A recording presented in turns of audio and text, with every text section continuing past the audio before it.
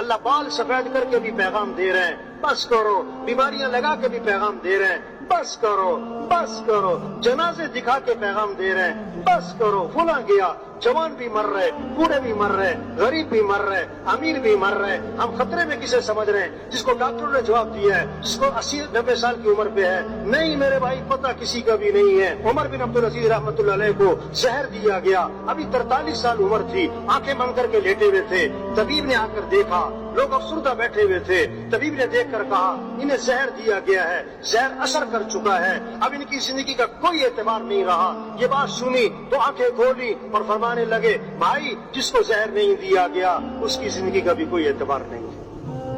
پتہ کسی کا بھی کوئی، چھوٹی سی زندگی پتہ نہیں کب ختم ہو جائے گی، کام نہیں ختم ہوتے، آدمی کیا ہو جاتا ہے؟ آدمی کیا ہو جاتا ہے بھائی؟